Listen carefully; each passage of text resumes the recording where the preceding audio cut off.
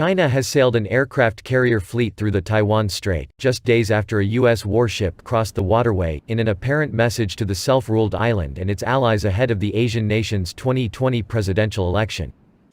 Hello, welcome to my YouTube channel Breaking News TV. We are here again with another breaking news.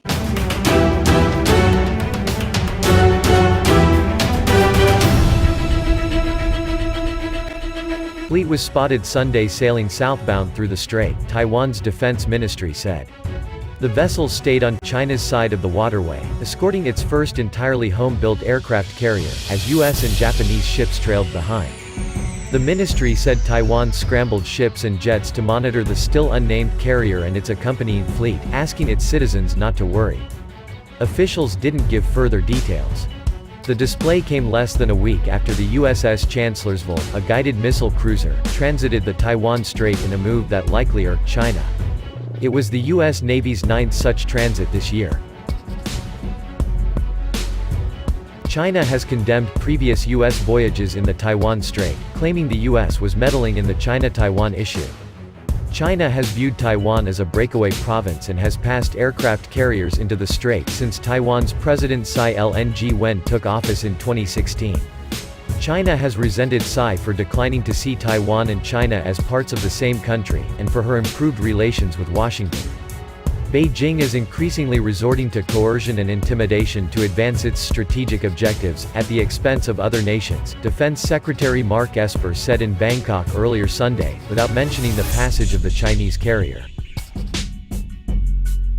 China and Taiwan have been ruled separately since the Chinese Civil War of the 1940s, when Chiang Kai-shek's nationalists lost to the communists and rebased their government on the island 100 miles away.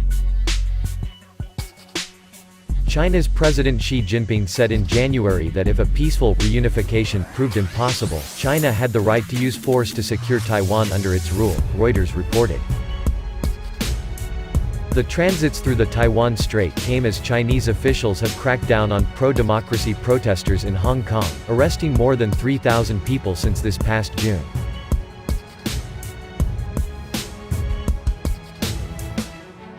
On the 17th of November, an opening ceremony will be held on Hawaii Island for a military exercise with China that will involve about 100 People's Liberation Army soldiers training alongside U.S. Army counterparts.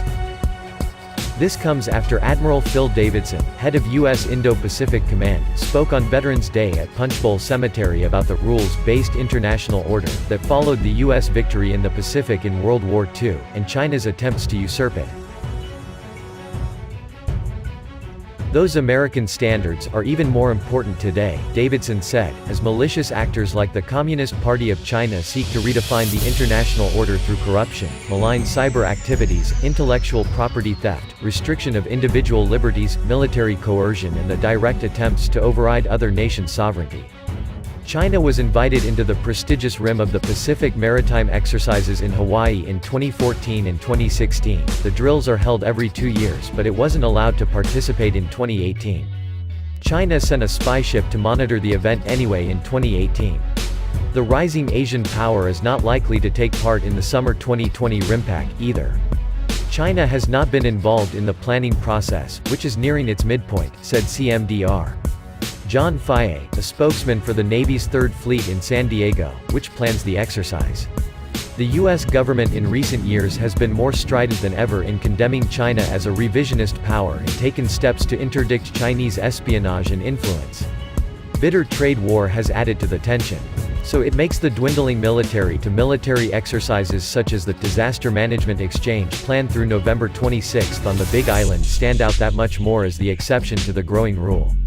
U.S. Army Pacific said the exchange with the People's Liberation Army is part of its Pacific Resilience Program, a series of exercises that ensures the United States is prepared to assist our global partners in the event of a major disaster. About 100 U.S. participants will join the like number of Chinese soldiers and bring to the exercise medical, search and rescue and engineering personnel with humanitarian assistance and disaster relief experience, said Major Oliver Schuster, a spokesman for the 8th Theater Sustainment Command in Hawaii. The event marks the 15th iteration of the exchange, which is now rotated annually between China and the United States. Last year, U.S. Army Pacific troops traveled to Nanjing, China.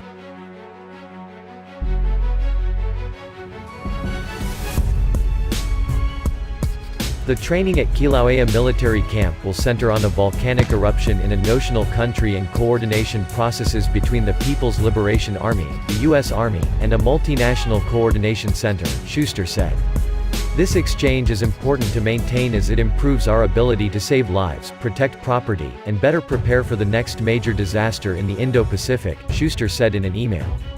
The United States remains committed to maintaining military-to-military relations with China characterized by dialogue, a commitment to risk reduction and coordination in areas of mutual interest such as disaster relief and humanitarian assistance, he said. The National Defense Authorization Act of 2000 prohibits military-to-military engagement with China if that interaction could create a national security risk due to exposure to operational areas, including advanced combined arms and joint combat operations. Pacific Air Forces at Joint Base Pearl Harbor-Hickam in May hosted more than 24 People's Liberation Army Air Force Command College members in a reciprocal visit that followed a trip by members of the U.S. Air War College to China in March. The program allows members of both militaries to tour and meet with representatives and leaders, and to share perspectives and develop lines of communication, Pacific Air Forces said in a news release. Mixed messages continue to be sent by U.S. officials, however. Chairman of the Joint Chiefs of Staff, Army General Mark Milley said Wednesday in Tokyo that we need to continue to engage with China. China is a strategic competitor to be sure, but it doesn't necessarily mean that China becomes an adversary in the military sense of the word or an enemy. But speaking at an Association of the U.S. Army conference in October, Major Gen. John Pete Johnson, acting commander of U.S. Army Pacific, was unambiguous about his focus. In the Indo-Pacific, it is all about China. That is the threat, Johnson said. China is creating an environment on which the Army is basing a new combat strategy. China is very clearly seeking to dominate the region, he said.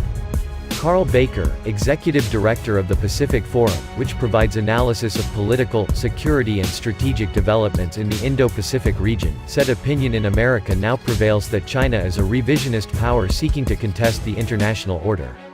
Are they really the revisionist power? Or are we still interested in integrating them into the international order? Baker said. Can we find a compromise between those two? So I think that's what you are really seeing where you are seeing the contradictions. It's about the larger narrative. But even with low-level interactions like the Army exchange on the Big Island, there are still some people who see some opportunity for integration, he said. To me, it's a hopeful sign that we're still willing to do that because it suggests that we can get back the idea of living together. The rest of Asia has already realized that you can't deal with China, he said. China is there, it's going to stay there, and you need to figure out a way to deal with it. You cannot contain it, you cannot resist it. It's there, and that's an Asian perspective, and the Americans haven't fully accepted that perspective yet.